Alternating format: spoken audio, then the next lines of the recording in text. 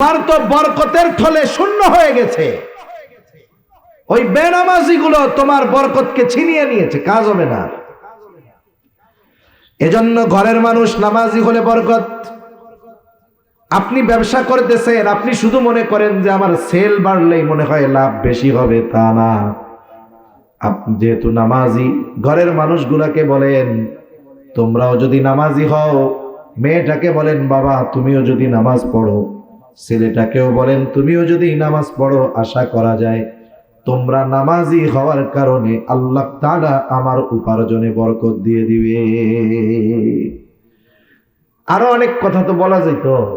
এখন বলেন নামাজি হলে দুনিয়ার লাভ আছে না নাই? দুনিয়ার মানুষের যদি রিজিকের চিন্তা না থাকে আর কোনো চিন্তা নাই। আমার যদি কেউ বলে যে হুজুর এই দুনিয়ায় আপনার যখন যেটা প্রয়োজন আপনার আর আপনার পরিবারের আমি ব্যবস্থা করে দেব, আচ্ছা এরপরে যদি আমারে বলে আপনার কাম হইলো শুধু মসজিদে বসে থাকা আর বাসায় আসবেন মসজিদে যাবেন, এই ছাড়া আর কোনো কাম নাই, আমি এক পায়ে খাড়া।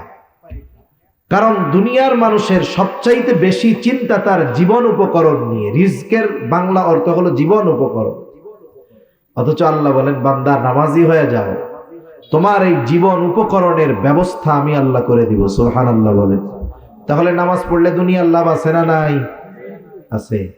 যারা পড়েন তো আলহামদুলিল্লাহ, যারা পড়েন না নিজেরা শুরু করেন, ঘরের মানুষগুলোকে নিয়ে একসাথে শুরু করেন, ইনশাআল্লাহ বরকতের দুয়ার আল্লাহ খুলে দিবে।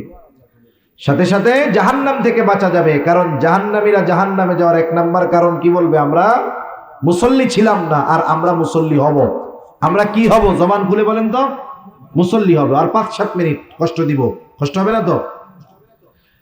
2 নাম্বার তারা জাহান্নামে যাওয়ার কারণ হিসাবে বলবে কলাম নাকুনু তুআইমুল মিসকিন, আমরা মিসকিনদেরকে খানা দিতাম না, খানা খাওয়াইতাম না।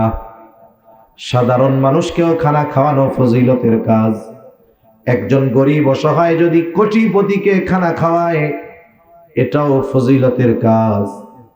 মিসকিন অসহায়কে খানা খাওয়াইলে আরো ফজিলতের কাজ।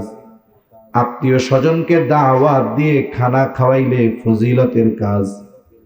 আবার দেখেন কিছু কিছু ক্ষেত্রে আছে খানা খাওয়ানোটা শুধু ফজিলতের কাজ তা নয়, ঈমান সম্পৃক্ত বিষয়। কারো প্রতিবেশী যদি অভাবী হয়, অভুক্ত হয়, নবীজি বলেন লাইসাল মুমিন আল্লাযী ইয়াশবাউ, ওই ব্যক্তি মুমিন নয় যে নিজে পেট পুরে খায় আর তার পাশে তার প্রতিবেশী অভুক্ত থাকে। নবীজি বলেন ওই লোকটা মুমিন নয়। এজন্য প্রতিবেশীর দিকে আমরা একটু নজর দিব। এই যে রোজার মাস আসতেছে সামনে, আজকে তো 16 তারিখ রজবের, আর হয়তো 1.5 মাস, 40, 45, 43, 44 দিন আছে। আর এই যে রোজার মাস যখন আসবে, যাদের অ্যাবিলিটি আছে এরা তো অন্য চিন্তায়। কত মানুষ সামনে 10 আইটেমের ইফতার থাকার পরেও মনে হবে আর একটা থাকলে খুব ভালো হইতো। 15 প্রকারের ফল আছে, আনারসটা নাই, কয়ে হারে আনারসটা থাকলেও ভালো হইতো। আপনি তো 15 আইটেমের পরে আর এক আইটেমের জন্য আফসোস করতেছেন, অথচ দেখা যাবে আপনার প্রতিবেশী সে পান্তা ভাতার লবণ নিয়ে বসে আছে, আজান দিলে ইফতার করবে। ঠিক কিনা বলেন?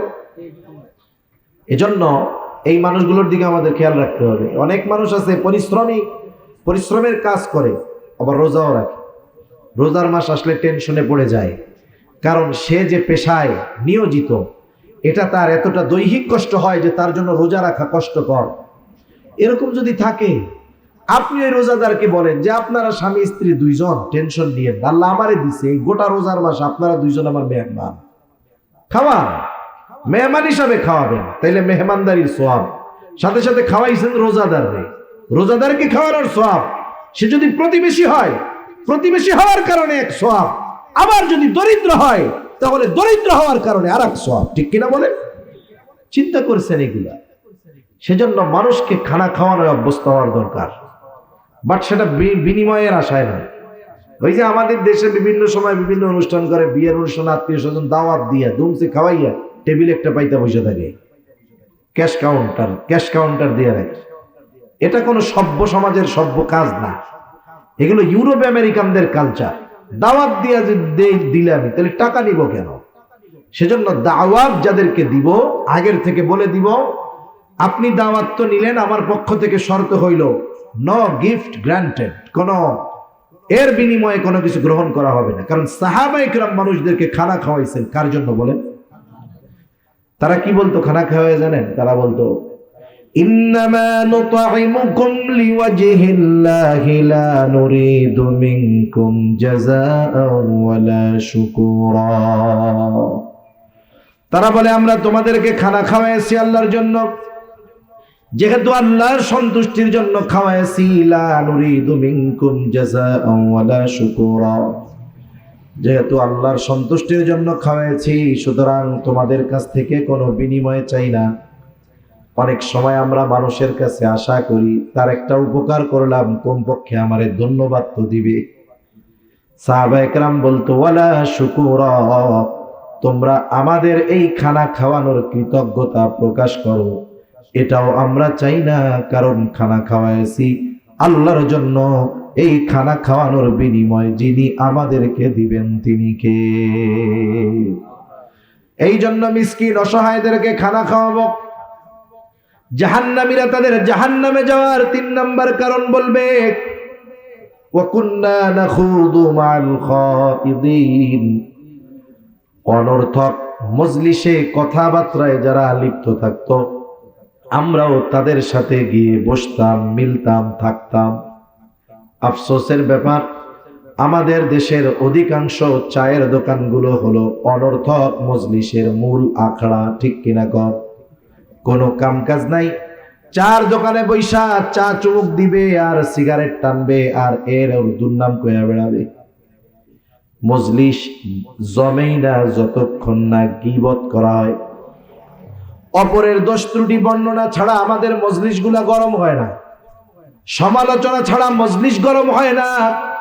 অথচ গীবত হলো একজনের মধ্যে যদি কোনো দোষ থাকে তার অনুপস্থিতিতে শুধুমাত্র মজা নেওয়ার জন্য, আলোচনার জন্য ওই দোষ ত্রুটি যদি আলোচনা করা হয় ওটা গীবত।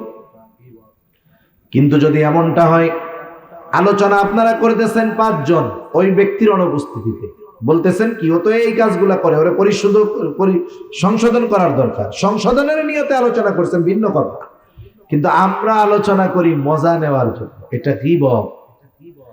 এই গীবতের ব্যাপারে আল্লাহ তাআলা বলেন ওয়ালা ইয়াগতাব বা'দুকুম বা'দা আইয়ুহিব্বু আহাদুকুম আন ইয়াকুলা লাহমা আখিহি মাইতান ফাকারিহতুমুহ। আল্লাহ তাআলা বলেন তোমরা পরস্পরের গীবত কইরো না, দোষ চর্চা কইরো না। দোষ যদি তার মধ্যে থাকে, ওই দোষের আলোচনা যদি তার অনুপস্থিতিতে করা হয় ওটা হলো গীবত। একজন যদি থামায় দেয়, কে ভাই এগুলা কইস না, কে ধর বেটা ওর মধ্যে আছে বলেই তো কই, মিথ্যা কথা কইতেছে, এরকম বলে না মনে হয় না? এই এলো কি করলো দেখেন, গুনাহ করতেছে আবার অহংকারও করতেছে, এটা বৈধ মনে করতেছে। গীবত করা কবিরা গুনাহ, এটাকে যদি বৈধ মনে করে তাহলে তো ঈমানই থাকবে না। সেই জন্য আল্লাহ বলেন ওয়ালা ইয়াগতাব বা'দুকুম বা'দা, তোমরা পরস্পরের দোষ চর্চা কইরো না। আইয়ুহিব্বু আহাদুকুম আন ইয়াকুলা লাহমা আখিহি মাইতা, তোমরা কি তোমাদের মৃত ভাইয়ের গোশত খাওয়াকে পছন্দ করো নাকি? আল্লাহ বলেন ফাকারিহতুমুহ, অথচ ওইটা তোমরা অপছন্দ করো। তাহলে এই গীবত করার মাধ্যমে কেমন যেন তোমরা তোমাদের মৃত ভাইয়ের গোশত খাও। যদি দোষ থাকে গীবত, না থাকলে অপবাদ। এজন্য এই ধরনের মজলিসগুলা থেকে আমরা বেঁচে থাকবো। দুনিয়ার অনেক মানুষের এই চায়ের দোকানের বা এই অহেতুক আড্ডাগুলো জাহান্নামে যাওয়ার কারণ। এই যে সময়গুলো চায়ের দোকানে বসে বসে কাটায়া দিচ্ছে, এই সময়ের মূল্য বুঝবে চোখ বন্ধ হইলে, কিন্তু করার কিছু থাকবে না তখন। দুনিয়ায় যারা হায়াতকে কাজে না লাগাবে ওই মানুষগুলো মরার পরে আফসোস করে। তাদের আফসোসের খবর আমরা শুনি না, কিন্তু শুনে কে?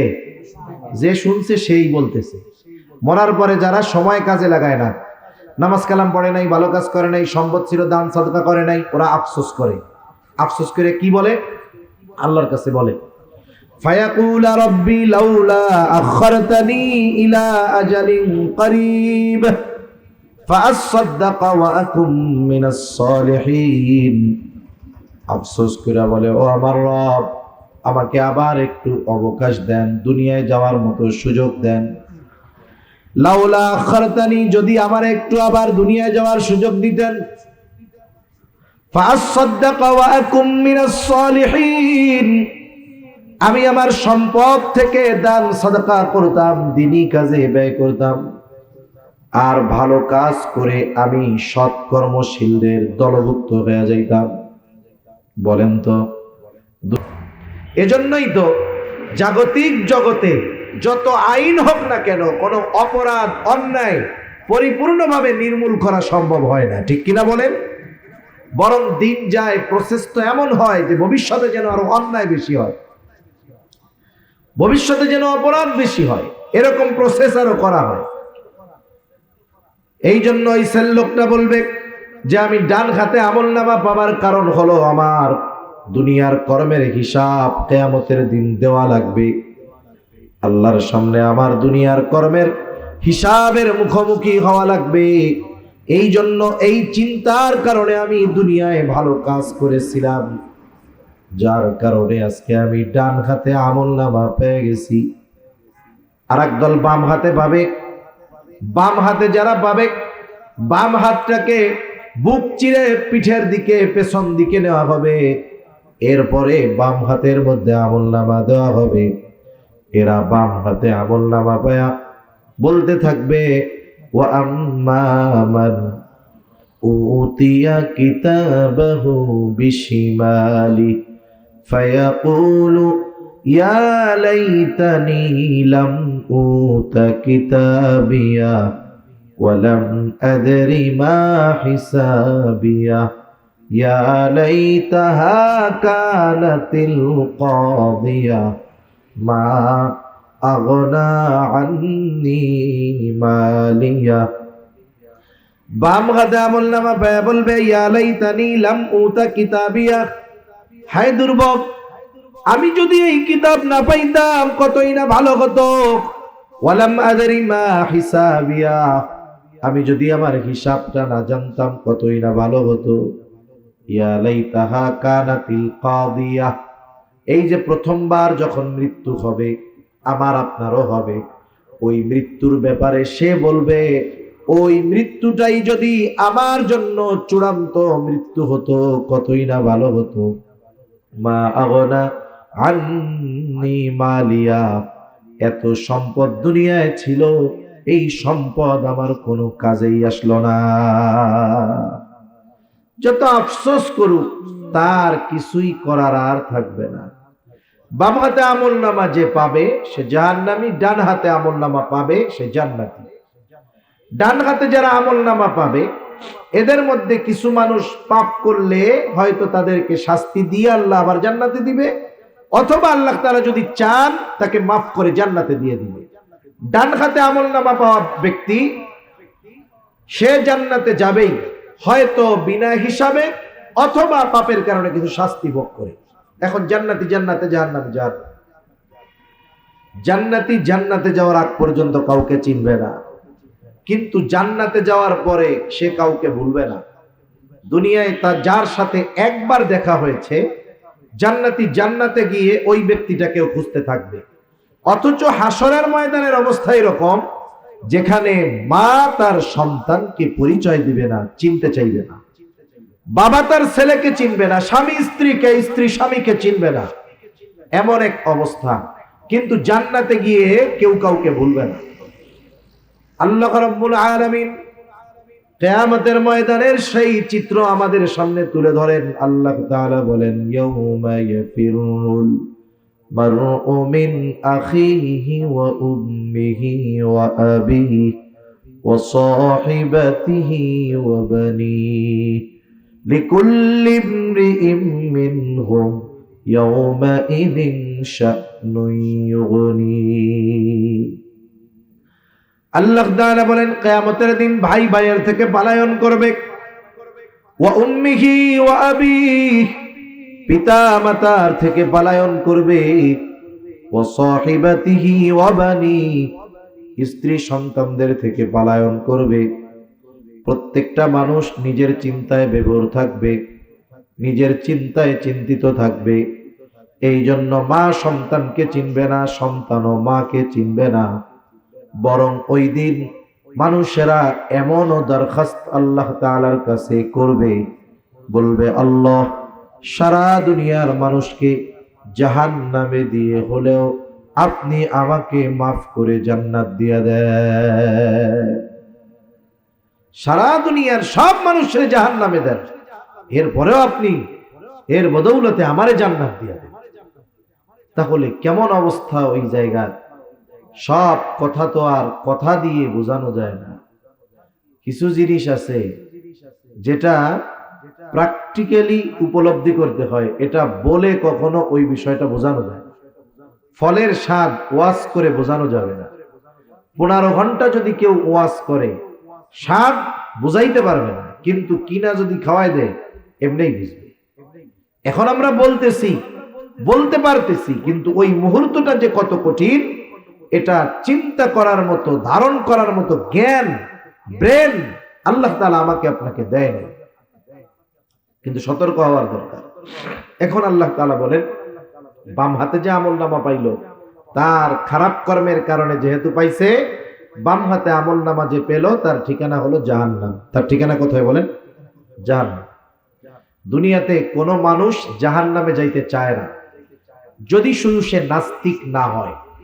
যে নাস্তিক সে তো পরকাল অবিশ্বাস করে, কিন্তু যারা আস্তিক, যারা পরকাল মানে, মোটামুটি পৃথিবীর যত ধর্ম আছে সব ধর্মের মানুষ জান্নাত আর দোজখ এটা মোটামুটি ওই ধর্মের ভাষায় হইলেও মানে।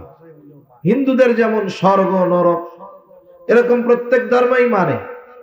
প্রত্যেক ধর্মের প্রত্যেকটা মানুষ জান্নাতে যেতে চায়, কেউ জাহান্নামে যেতে চায় না। আপনাদের মধ্যে দুই একজন আছেন নাকি, না হুজুর সবাই এক দলে যাবে কেন, আমি স্বতন্ত্র হই, জাহান্নামে যাই একটু। হ্যাঁ, স্বতন্ত্র স্বতন্ত্র খেলা সব জায়গাতে চলবে না। কেউ দুনিয়াতে জাহান্নামে যাইতে চায় না। বেনামাজিও জাহান্নামে যাইতে চায় না। সারা জীবন আল্লাহর নাফরমানি করছে, ওকেও জিজ্ঞাসা করবেন, ও জাহান্নামে যাইতে চায় না। বরং বেনামাজি নাফরমান নামাজির আগে জান্নাতে যাইতে চায়। এই জন্য সমাজে কিছু মানুষ আছে দেখবেন এরকমও কয়, আরে নামাজ না পড়লে কি, ওই নামাজির চাইতে আমার ইমান ঠিক আছে। এই জন্য ইমান বেশি থাকার কারণে ও নামাজ পড়েও ইমান কম, এই জন্য আমার ইমান বেশি, এই জন্য ওই নামাজির চাইতে আমি আগে জান্নাতে চলে যাব। এরকম বলেন না লোক? আপনাদের এলাকায় তো নাই, আছে এরকম বলা লোক? সব জায়গায় আছে। এখন আল্লাহ তাআলা জানায় দিলেন, কুল্লু নাফসিম বিমা কাসাবাত রাহিনা ইল্লা আসহাবাল ইয়ামিন। আল্লাহ তাআলা বলেন, প্রত্যেকটা মানুষ তার কর্মের কারণে আবদ্ধ থাকবে। মুফাসসিরিনে কেরাম বলেন, পরের আয়াতের দ্বারা এই বিষয়টা বোঝা যায় যে যারা বাম হাতে আমলনামা পাবে তারা তাদের কৃত কর্মের কারণে জাহান্নামের শাস্তির মধ্যে আবদ্ধ থাকবে। ইল্লা আসহাবাল ইয়ামিন, তবে যারা ডান হাতে আমলনামা পেয়েছে তারা নয়, কারণ ডান হাতে আমলনামা যারা পাবে তাদের ঠিকানা হলো জান্নাত। জান্নাতি এবার জান্নাতে যাবার পরে সকলের কথা মনে পড়বে, জান্নাতে গিয়ে দুনিয়ার বন্ধু বান্ধবকে খুঁজবে। কিন্তু জান্নাতের মধ্যে তাকায় দেখবে দুনিয়ার অনেক কাছের জন, প্রিয়জন, বন্ধু বান্ধব জান্নাতে নাই। এইবার জান্নাতীরা পরস্পর আলোচনা করবে, কি ব্যাপার, দুনিয়া তো অমুক ভাই আমাদের সাথে ব্যবসা করতো, ওরে তো জান্নাতে দেখি না। আল্লাহ তাআলা সেই কথাই বলেন, ফি জান্নাতি ইয়াতাসাআলুন। জান্নাতীরা এবার পরস্পর আলোচনা করবে মুজরিমদের ব্যাপারে, পাপীদের ব্যাপারে। কারণ তাফসীরের মধ্যে আসছে আল্লাহ তাআলা জান্নাতি আর জাহান্নামীদের মধ্যে দেখা এবং কথাবার্তার ব্যবস্থা আল্লাহ তাআলা করে দিবে। জান্নাতি জাহান্নামীকে দেখবে, জাহান্নামী জান্নাতীকে দেখবে। জান্নাতি যখন জাহান্নামের দিকে তাকায় দেখবে তার অনেক কাছের মানুষ জাহান্নামের কঠিন শাস্তি ভোগ করতেছে। এই দৃশ্য দেখে সে আল্লাহ তাআলার কাছে শুকরিয়া আদায় করে বলবে, আল্লাহ, দুনিয়ায় তো ওর সাথেই আমি চলতাম, আপনি যদি আমার প্রতি অনুগ্রহ না করতেন আল্লাহ, হয়তো আজকে আমাকেও ওর সাথে জাহান্নামে যাওয়া লাগতো। এইবার জাহান্নামী জান্নাতীকে দেখবে। জাহান্নামী জান্নাতীকে দেখবার পর এমনিই তো জাহান্নামের কঠিন আযাব, এইবার দেখার পর ওর মধ্যে আফসোস বেড়ে যাবে। আহারে, দুনিয়ায় যদি আমি ওর সাথে থাকতাম, সব সময় যদি ওর কথাগুলো মেনে চলতাম, তাইলে আমিও আজকে ওর সাথে জান্নাতের মধ্যে থাকতে পারতাম। এই আফসোস তার কষ্টের মাত্রাটাকে আরো বাড়ায়া দিবে। দুনিয়াতে এরকম অনেক আছে, মনে করেন পাশাপাশি দুইজন ব্যবসা করে, দুইজনের মধ্যে খুব খাতির, এক কাপ চা দুই বন্ধু মিলা ভাগ করে খায়, আছে না নাই? সিগারেটও খায়, আছে না? এমন তো করে। এমনি যাও না, বন্ধু বান্ধব এক জায়গায় বসলে এই জাহান্নামের আলামত যাদের টানার অভ্যাস আছে, এটা গ্রুপ করে খায় খুব ভালো। তা দুই বন্ধু এত খাতির যে এক কাপ চা আনলে দুইজনে আলাদা খাইতে পারে না, দুইজনে ভাগ করে খায়, এত মহব্বত। কিন্তু দুইজনের মধ্যে এক জায়গায় পার্থক্য, একজন নামাজের সময় হইলে নামাজে যায়, আর একজন যায় না। বন্ধু যখন ডাকে যে চলো বন্ধু নামাজ পড়ে আসি, কয় না আমার প্যান্ট পাক নাই, আছে না নাই? নামাজ যারা না পড়তে চায়, বুঝছেন, এদের অনেকগুলো বাহানার মধ্যে একটা বাহানা হইলো কি, যে আমার পোশাক পাক নাই। বেটা মুসলমানের পোলাপানের পেশাব এই পোশাক পাক না থাকে কেমন, আমি তো এটা বুঝি না। তার মানে এটা প্রস্রাব করে পানি নেয় না। প্রস্রাব করে পানি না নিলে, পরিষ্কার না করলে কি ক্ষতি হয়, ডাক্তারদের কাছে জিজ্ঞাসা করবেন, বইলা দিবে কি কি রোগ হয়। এই যে বন্ধু নামাজের জন্য ডাকলো, ও গেল না, যতই খাতির থাক দুনিয়ায়, ওই নামাজি জান্নাতে যাবে, বেনামাজি জাহান্নামে যাবে, কোনো সন্দেহ আছে? এইবার আফসোসটা কি করবে? ওই আফসোস করবে, আরে ওই দিন যদি বন্ধুর ডাকে নামাজে যাইতাম, গুনার থেকে বাঁচতাম, সব সময় তো একসাথেই থাকতাম, ওই মুহূর্তগুলো যদি ওর সাথে কাটাইতাম, তাইলে আজকে আমিও ওর সাথে জান্নাতে থাকতে পারতাম। এই যে আফসোস, এটা তার কষ্টটাকে আরো বাড়ায় দেয়। এখন বলতে পারেন এটা আবার কেমনে বাড়ে, আফসোসে কষ্ট কেমনে বাড়ে? একটা উদাহরণ দিলে বুঝতে সহজ হয়। মনে করেন আপনি এক জায়গায় গেছেন, কক্সবাজারে গেছেন। এখন কক্সবাজারে যারা টুরিস্ট আছে সবাই তো আর ভালো না, কিছু আসে তো বেয়াদব, আছে না এরকম দুষ্টু প্রকৃতির লোক। এক গ্রুপ আসছে ওখানে, আপনার সাথে তাদের একটু কথা কাটাকাটি হয়েছে, ওরা সংখ্যায় বেশি, পাওয়ার দেখাইতেছে বেশি। মনে করেন আর আনফরচুনেটলি আপনাকে একটা বকা দিয়ে দিল। স্বাভাবিক, কেউ যদি বকা দেয় এতে একটু খারাপ লাগাটাই স্বাভাবিক, ঠিক কিনা বলেন? আপনাকে আমাকে কেউ বকা যদি দেয়, অপরিচিত কেউ দেয়, এই কষ্টটা সাময়িক সময়ের জন্য থাকবে, দেখবেন 1-2 ঘন্টা পরে এটা স্বাভাবিক হয়ে যাবে, আপনি এটা গোনায় ধরবেন না। কে নাকি বলেন তো, ওই বকাটাই, যেই বকাটা ওই অপরিচিত লোকটা আপনাকে দিয়েছিল, ওইটা যদি আপনাকে আপনার পরিচিত একজন দেয়, ওই বকাটা, অপরিচিত লোক ওই বকা দিলে যেই কষ্ট পেয়েছেন, পরিচিত লোক যদি দেয় কষ্ট বেশি লাগবে না কম লাগবে? এভাবে করে স্টেপ বাই স্টেপ যাওয়ার পরে ওই বকাটা যদি আপনার সন্তান আপনাকে দেয়, বলেন তো এই বকাটা বিষাক্ত তীর হয়ে কলিজায় আঘাত করবে, ঠিক কিনা বলেন? শব্দ এক, কিন্তু শুধুমাত্র জবানের পরিবর্তনের কারণে কষ্টের কতটা পরিবর্তন হয়। এই জন্য মানুষের আফসোস অনেক সময় তাকে পীড়া দেয়, কষ্ট দেয়। এই কষ্টের কারণে অশান্তি আসে। ওই জাহান্নামীও ওই যে আফসোস করবে, গেছিলাম না কেন, যদি যাইতাম এই কষ্ট পাইতাম। এই আফসোস তার কষ্টের অনুভবকে আরো বাড়ায় দেয়। দুজনের মধ্যে দেখা হয়ে গেল, এবার কথোপকথনের ব্যবস্থা করে দিবেন আল্লাহ। আল্লাহ রাব্বুল আলামিন বলেন, জান্নাতীরা পরস্পর পরস্পরকে জিজ্ঞাসা করবে, মুসলিমদের কাছে জানতে চাইবে, ফি জান্নাতি ইয়াতাসাআলুনা আনিল মুজরিমিন। জান্নাতীরা পরস্পর মুসলিমদেরকে জিজ্ঞাসা করবে তথা জাহান্নামীদেরকে জিজ্ঞাসা করবে, মা সালাকাকুম ফি সাকার, কোন কারণে তোমরা সাকারের অধিবাসী হইলা তথা জাহান্নামী হইলা, কেন তোমরা জাহান্নামে গেলা? এইবার জাহান্নামীরা তাদের জাহান্নামে যাওয়ার কারণগুলো কি কি বলবে। এই কয়েকটা কারণ আপনাদের খেদমতে বলে আমি আলোচনা শেষ করে দিব। তবে একটা বিষয় অনুরোধ থাকবে আপনাদের কাছে, ওই জাহান্নামে যাওয়ার কারণগুলো যদি এইখানের কারো মধ্যে থাকে, অবশ্যই অবশ্যই ওই কারণটাকে বের করে ফেলবো ইনশাআল্লাহ। নাকি রাইখা দিব? রাখবেন? আপনি ডাক্তারের কাছে গেছেন, ডাক্তার টেস্ট মেস্ট কইরা বলল যে আপনার শরীরের মধ্যে এই জায়গায় যে কোনো একটা টিউমার হয়েছে, এটা কিন্তু যদি বড় হয় পরে এটার থেকে কিন্তু ক্যান্সার হইতে পারে, এখন কিন্তু ছোট আছে।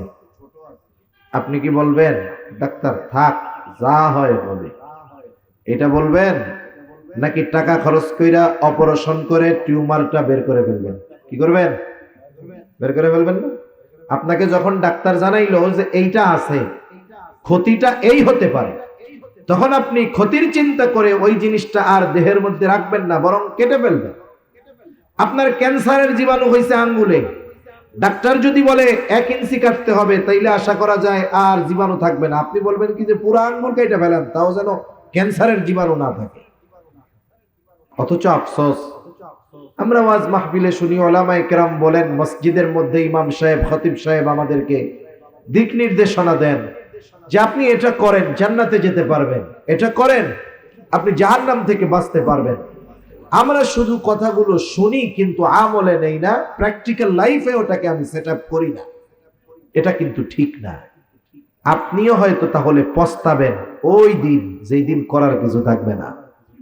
এই কথাগুলোর মূল্যায়ন তখন হবে যখন আপনি বাস্তব অবস্থায় পতিত হবেন, কিন্তু তখন বুঝবেন কথাগুলোর মূল্য, কিন্তু তখন করার কিছু থাকবে না। এজন্য ওই সময়টা আসার আগে আমাদেরকে প্রত্যেককে নিজেকে নিজে শুধরে নিতে হবে ইনশাআল্লাহ। বলেন, জাহান্নামীরা তাদের জাহান্নামে যাওয়ার 1 নাম্বার কারণ বলতেছে, ক্বালু লাম নাকু মিনাল মুসাল্লিন। তারা বলবে আমরা জাহান্নামে আসার অন্যতম প্রধান 1 নাম্বার কারণ আমরা মুসল্লি ছিলাম না। মুসল্লিকে সপ্তাহে একদিন জুমার দিন মসজিদে যে হাজিরা দেয় সে কিন্তু মুসল্লি নয়, বরং মুসল্লি হলো সে শত ব্যস্ততার মধ্যেও যার নামাজ বাদ যায় না। হাজারো ব্যস্ততা তার থাকতে পারে, কিন্তু সে নামাজের ব্যাপারে খুব সেনসিটিভ, সতর্ক। যখনই নামাজের সময় হয় সে যেখানে থাক আগে নামাজটা আদায় করে নেয়। অনাকাঙ্ক্ষিত অনিচ্ছায় সেটা ভিন্ন কথা, কিন্তু সুযোগ আছে এরপরে সে নামাজ পড়ে না, এটা কখনোই হয় না। এখন এই নামাজ হলো ঈমানের পরে সবচাইতে বড় ইবাদত। আপনি নামাজ বাদ দিয়ে জান্নাতে যাওয়ার আশা যদি কেউ করে তাহলে এটা বড় ভুল। এই জন্য যারা বলে নামাজ না পড়লে আমার ঈমান ঠিক আছে আমি জান্নাতে যাব, এই কথাটা ঠিক নয়, বরং এই কথা তার জাহান্নামে যাওয়ার কারণ হতে পারে। রাসূলুল্লাহ সাল্লাল্লাহু আলাইহি ওয়াসাল্লাম বলেন, নামাজ এত গুরুত্বপূর্ণ ইবাদত, কিয়ামতের দিন সর্বপ্রথম আল্লাহ নামাজের হিসাব নিবে। নবীজি বলেন, আউয়ালু মা ইউহাসাবু বিহিল আবদু ইয়াউমাল কিয়ামাতিস সালাত। কিয়ামতের দিন সর্বপ্রথম নামাজের হিসাব নেওয়া হবে। আর এক হাদিসের মধ্যে নবীজি একটু বাড়ায়া বলেন, যার প্রথম হিসাবটা সহজ হয়ে যাবে তার জন্য বাকি হিসাব যিনি সহজ করে দিবেন তিনি কে? সেজন্য কিয়ামতে যদি অন্যান্য হিসাব থেকে সহজে বাঁচতে হয়, তাহলে নামাজটাকে ঠিক করার দরকার আছে না নাই? এই যে রজব মাস চলতেছে, অনেক জায়গায় দেখবেন মেরাজ নিয়ে আলোচনা হবে।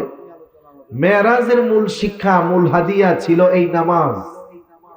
আল্লাহ সুবহানাহু ওয়া তাআলা বান্দার সাথে তার সংযোগ স্থাপনের এই হাদিয়া নামাজ, এটা নবীজি যখন মেরাজে গেছেন উম্মতের জন্য হাদিয়া দিয়েছেন। সেজন্য নামাজ হলো ঈমানের পরে সর্বশ্রেষ্ঠ ইবাদত। এখন আসেন, মানুষ নামাজ পড়ে না কেন? নামাজ না পড়ার অনেক কারণ আছে না? মানুষ নামাজ পড়তে পারে না বা পড়ে না তার কর্মব্যস্ততার কারণে। এত বড় বিশাল বাজার, এই বাজারের মসজিদ, প্রত্যেক বাজারের প্রত্যেক দোকানদার যারা মুসলিম আছে, অমুসলিম যারা তাদের কথা বাদ, প্রত্যেক মুসলমান দোকানদার যদি দোকানটা বন্ধ করে নামাজে যায়, আমার মনে হয় আপনাদের মসজিদে জায়গা সংকুলন হবে না। হবে বলেন? হবে না। এটা বড় একটা বাজার, শত শত সিএনজি থাকে, ইজি বাইক থাকে, অটো থাকে, বাস থাকে, তার স্টাফেরা থাকে, অন্যান্য অনেক মানুষ থাকে। একটা দোকানে একজন থাকে তা নয়, অনেক দোকানে একাধিক ব্যক্তি থাকে, 5, 6, 7 জন থাকে। এই যে মানুষগুলো তাদের কর্মব্যস্ততার কারণে নামাজ পড়ার সুযোগ পায় না। জিজ্ঞাসা করবেন কেন পড়ো না? বলবে ব্যস্ততার কারণে পড়তে পারতেছি না। সিএনজি ওয়ালা নামাজ পড়ে না, কেন পড়ে না? বলে প্যাসেঞ্জার টানতে টানতেই তো টাইম শেষ, নামাজ পড়তে পারি না। এই যে মানুষ যে কর্ম করে, সেটা চাকরি হোক, ব্যবসা হোক, অন্যান্য যে কোনো কাজ হতে পারে, তাহলে মানুষ এই কাজগুলো কেন করে বলেন তো? শখে করে, মানে এটা তার একটা হবি, শখ। শখে করে, পয়সার জন্য করে। কিসের জন্য করে?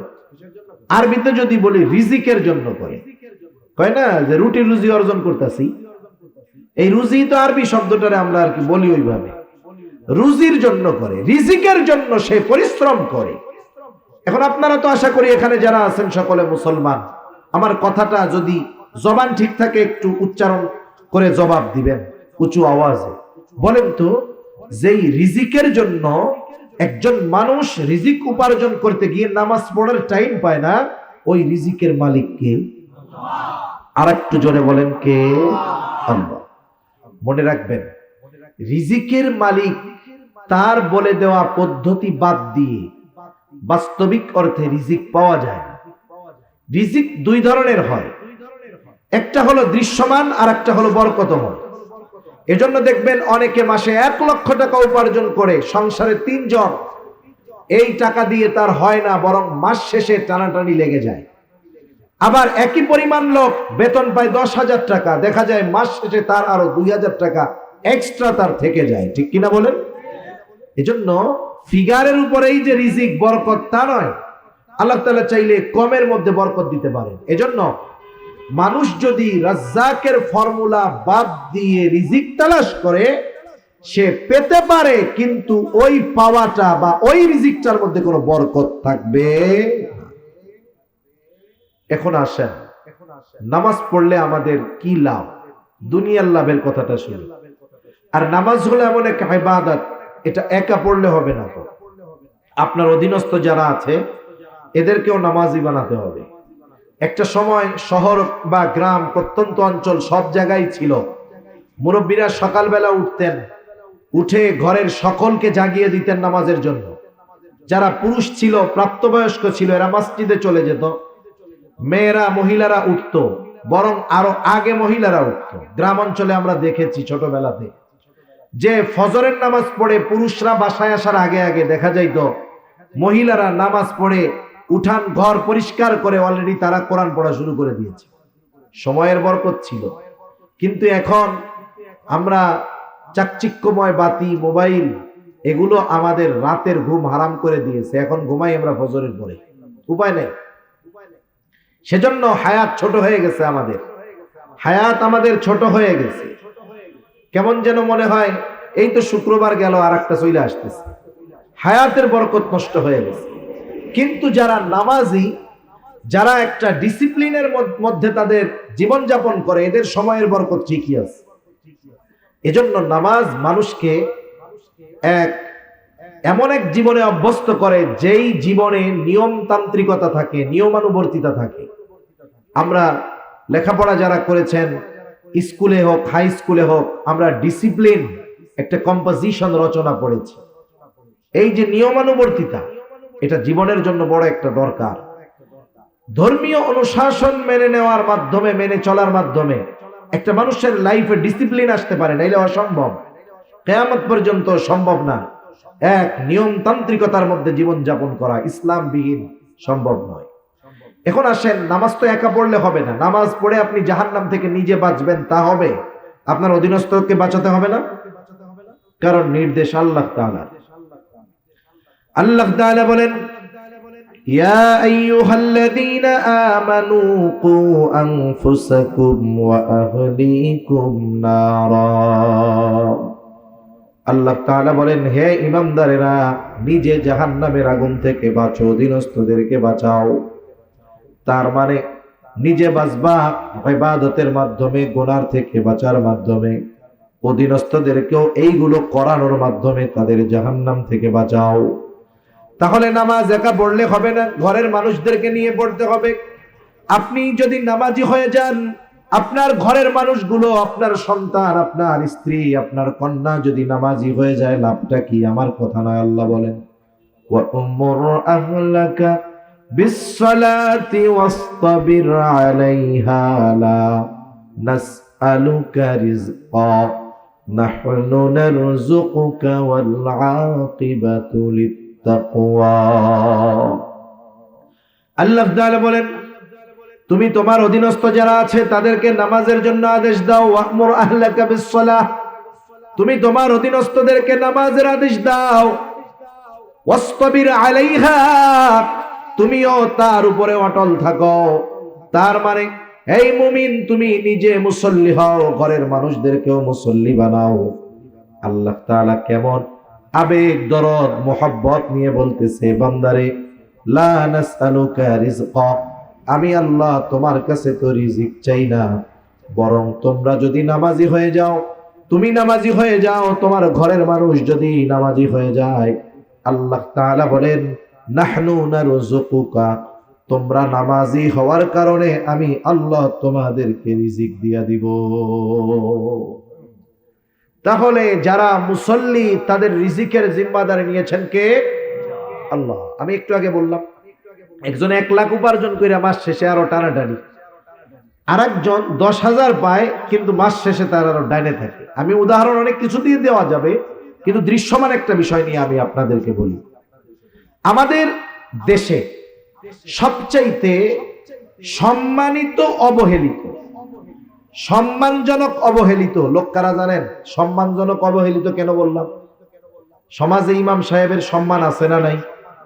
বলেন তো, এই ইমাম যদিও সমাজের সবচাইতে সম্মানিত, সমাজের বেস্ট অথবা বিগ স্যালারি তার না, সে যত মানের সম্মানিত, ঠিক তাকে আমরা দেওয়ার বেলায় ততটা অবহেলা করি।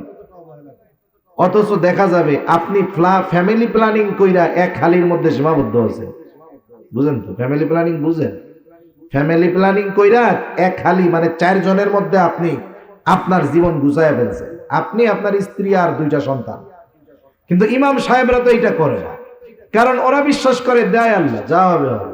দেখা যাবে ওনারা সব মিলাই হাফ ডজন, 4 বাচ্চা কাচ্চা, ওনারা 2 জন। আপনি মাস শেষে 50,000 টাকা পান, আপনার চলে না। ইমাম সাহেবের বেতন কত? 10,000 টাকা। এখন এই লোকের চলে কেমন?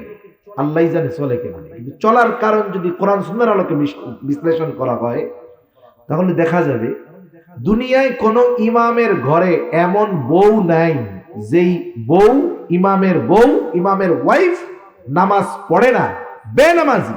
এরকম একটা ইমামের ওয়াইফ আপনি দেখাতে পারবেন না, ঠিক কিনা বলেন?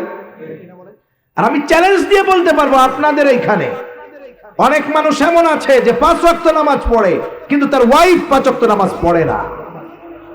আছে না নাই? সেজন্য কোন ইমামের স্ত্রী কখনো বেনামাজি হয় না। ইমামের ঘরে যারা থাকে প্রত্যেকেই নামাজি হয়, ইমামের মেয়েটা কখনো বেনামাজি হয় না। ইমাম সাহেবের মেয়েটা বেপরদায়, সে বাহিরে আসে না। ইমামের ছেলেটা কখনো বেনামাজি হয় না, বরং ওই ইমামের ঘরে যদি ছোট ছোট নাবালক বাচ্চারাও থাকে, ওরাও পাক্কা নামাজি হয়ে যায়। আর যেই ঘরে সকলে নামাজি, ওই ঘরের রিজিকের জিম্মাদারি নেওয়ার ঘোষণা যিনি দিয়েছেন তিনি কে? মাঝে মধ্যে অনেক সময় অনেকে প্রবাস থেকে আমাদের কাছে মেসেজ দেয়, মাঝে মধ্যে হোয়াটসঅ্যাপে দেয়, হুজুর দোয়া করেন, এত টাকা ইনকাম করি হুজুর, বরকত নাই। বরকত নাই কেন? কিছু করো নাকি?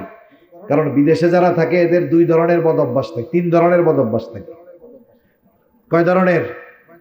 তিন ধরনের। একটা হলো হয়তো নারী ঘটিত প্রবলেম থাকে, ওখানে সে তার সব উপার্জন ব্যয় করে ফেলে। অথবা তার জুয়া খেলার অভ্যাস থাকে, ওখানে সে তার সব উপার্জনকে ব্যয় করে ফেলে। অথবা তার ড্রিঙ্কস মদ্যপানের অভ্যাস থাকে, ওখানে সে তার সব ব্যয় করে ফেলে। তা আমি জিজ্ঞাসা করি কয়েকটা, এরকম তোমার কি বদ অভ্যাস আছে? না হুজুর, কোনো বদ অভ্যাস নাই। তাহলে কত ইনকাম করো? বলে হুজুর লাখ খানিক তো কামাই করি। তোমার খরচ কত? বলে খাওয়া মালিকের, থাকা মালিকের, আমার কোনো খরচ নাই। এই টাকা দেশে পাঠাই, এরপরেও থাকে না। নামাজ কালাম পড়োনি ঠিক মতো? হুজুর নামাজ কালাম পড়ি। বিড়ি সিগারেট, কোনো বদ অভ্যাস নাই। আপনাকে ওয়াজ মাহফিল টাহফিল শুনি, কোরআন শরীফ পড়ি, এই পড়ি সেই পড়ি। তা কয়েকজনকে জিজ্ঞাসা করছি, তুমি তো খুব ভালো বুজুর্গ, বুঝলাম, তোমার বাড়ি বাড়ির কি খবর? কয় হুজুর এ কথা আর বললেন না। তাহলে কন এরপরে ও কি বলতে চায়? আমি হুজুরের কি বুঝতে বাকি আছে? নামাজের খবর নাই, বাচ্চা কাচ্চা গুলাও সব ওই রকম উশৃঙ্খল। আমি বলি শোনো, তুমি তো ছিদ্র কলসে পানি ঢালতেছ, কিয়ামত পর্যন্ত ঢালবা, ও কলস মাগার তুমি ভরতে পারবা না। ঠিক কিনা বলেন? তোমার তো বরকতের থলে শূন্য হয়ে গেছে, ওই বেনামাজি গুলো তোমার বরকতকে ছিনিয়ে নিয়েছে, কাজ হবে না। এজন্য ঘরের মানুষ নামাজি হলে বরকত। আপনি ব্যবসা করতেছেন, আপনি শুধু মনে করেন যে আমার সেল বাড়লেই মনে হয় লাভ বেশি হবে, তা না। আপনি যেহেতু নামাজি, ঘরের মানুষগুলাকে বলেন তোমরাও যদি নামাজি হও, মেয়েটাকে বলেন বাবা তুমিও যদি নামাজ পড়ো, ছেলেটাকেও বলেন তুমিও যদি নামাজ পড়ো, আশা করা যায় তোমরা নামাজি হওয়ার কারণে আল্লাহ তাআলা আমার উপার্জনে বরকত দিয়ে দিবে। আরো অনেক কথা তো বলা যেত।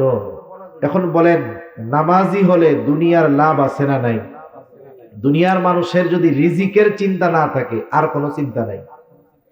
আমার যদি কেউ বলে যে হুজুর এই দুনিয়ায় আপনার যখন যেটা প্রয়োজন আপনার আর আপনার পরিবারের, আমি ব্যবস্থা করে দেব। আচ্ছা, এরপরে যদি আমারে বলে আপনার কাম হইলো শুধু মসজিদে বসে থাকা, আর বাসায় আসবেন মসজিদে যাবেন, এই ছাড়া আর কোনো কাম নেই, আমি এক পায়ে খাড়া। কারণ দুনিয়ার মানুষের সবচাইতে বেশি চিন্তা তার জীবন উপকরণ নিয়ে। রিজকের বাংলা অর্থ হলো জীবন উপকরণ। অথচ আল্লাহ বলেন বান্দা নামাজি হয়ে যাও, তোমার এই জীবন উপকরণের ব্যবস্থা আমি আল্লাহ করে দিব। সুবহানাল্লাহ বলেন। তাহলে নামাজ পড়লে দুনিয়ার লাভ আছে না নাই? আছে। যারা পড়েন তো আলহামদুলিল্লাহ, যারা পড়েন না নিজেরা শুরু করেন, ঘরের মানুষগুলোকে নিয়ে একসাথে শুরু করেন, ইনশাআল্লাহ বরকতের দুয়ার আল্লাহ খুলে দিবে। সাথে সাথে জাহান্নাম থেকে বাঁচা যাবে। কারণ জাহান্নামীরা জাহান্নামে যাওয়ার এক নাম্বার কারণ কি বলবে? আমরা মুসল্লি ছিলাম না, আর আমরা মুসল্লি হব। আমরা কি হব? জবান খুলে বলেন তো। মুসল্লি হব। আর 5-7 মিনিট কষ্ট দিব, কষ্ট হবে না তো? 2 নাম্বার তারা জাহান্নামে যাওয়ার কারণ হিসাবে বলবে কলাম নাকুনু তুআইমুল মিসকিন, আমরা মিসকিনদেরকে খানা দিতাম না, খানা খাওয়াইতাম না। সাধারণ মানুষকেও খানা খাওয়ানো ফজিলতের কাজ। একজন গরিব অসহায় যদি কোটিপতিকে খানা খাওয়ায়, এটাও ফজিলতের কাজ। মিসকিন অসহায়কে খানা খাওয়াইলে আরো ফজিলতের কাজ। আত্মীয় স্বজনকে দাওয়াত দিয়ে খানা খাওয়াইলে ফজিলতের কাজ। আবার দেখেন কিছু কিছু ক্ষেত্রে আছে খানা খাওয়ানোটা শুধু ফজিলতের কাজ তা নয়, ঈমান সম্পৃক্ত বিষয়। কারো প্রতিবেশী যদি অভাবী হয়, অভুক্ত হয়, নবীজি বলেন লাইসাল মুমিন আল্লাযী ইয়াশবাউ, ওই ব্যক্তি মুমিন নয় যে নিজে পেট পুরে খায়। আর তার পাশে তার প্রতিবেশী অভুক্ত থাকে, নবীজি বলেন ওই লোকটা মুমিন নয়। এজন্য প্রতিবেশীর দিকে আমরা একটু নজর দিব। এই যে রোজার মাস আসতেছে সামনে, আজকে তো 16 তারিখ রজবের, আর হয়তো 1.5 মাস, 40, 45, 43, 44 দিন আছে। আর এই যে রোজার মাস যখন আসবে, যাদের অ্যাবিলিটি আছে এরা তো অন্য চিন্তায়। কত মানুষ সামনে 10 আইটেমের ইফতার থাকার পরেও মনে হবে আর একটা থাকলে খুব ভালো হইতো। 15 প্রকারের ফল আছে, আনারসটা নাই, হারে আনারসটা থাকলেও ভালো হইতো। আপনি তো 15 আইটেমের পরে আর এক আইটেমের জন্য আফসোস করতেছেন, অথচ দেখা যাবে আপনার প্রতিবেশী সে পান্তা ভাতার লবণ নিয়ে বসে আছে, আজান দিলে ইফতার করবে। ঠিক কিনা বলেন? এজন্য এই মানুষগুলোর দিকে আমাদের খেয়াল রাখতে হবে। অনেক মানুষ আছে পরিশ্রমের কাজ করে, আবার রোজাও রাখে।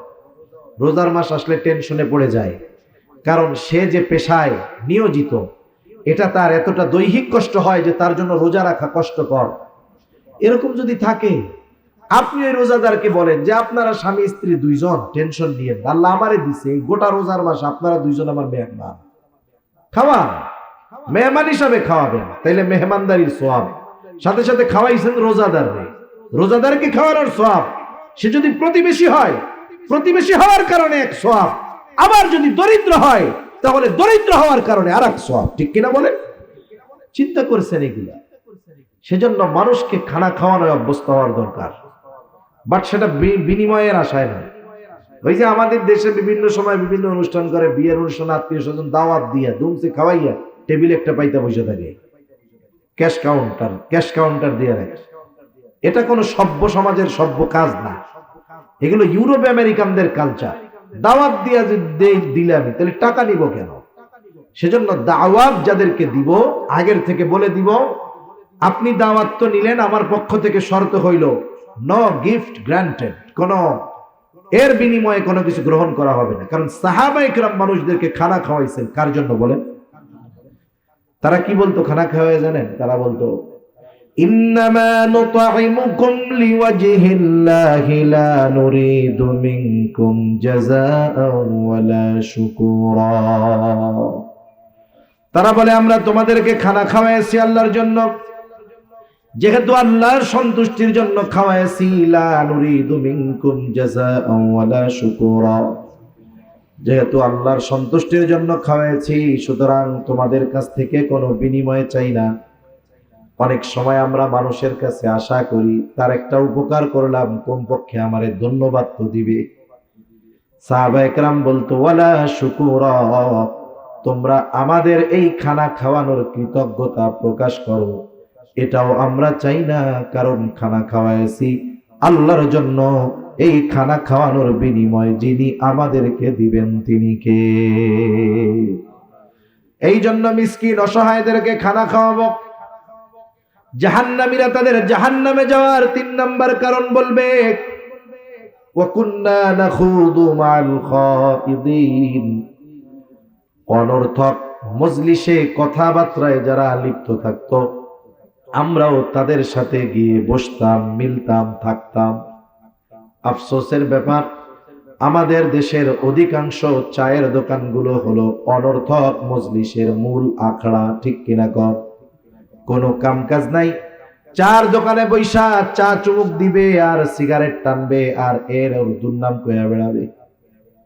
মজলিস জমেই না যতক্ষণ না গীবত করা হয়। অপরের দোষ ত্রুটি বর্ণনা ছাড়া আমাদের মজলিসগুলা গরম হয় না, সমালোচনা ছাড়া মজলিস গরম হয় না। অথচ গীবত হলো একজনের মধ্যে যদি কোনো দোষ থাকে তার অনুপস্থিতিতে শুধুমাত্র মজা নেওয়ার জন্য, আলোচনার জন্য ওই দোষ ত্রুটি যদি আলোচনা করা হয় ওটা গীবত।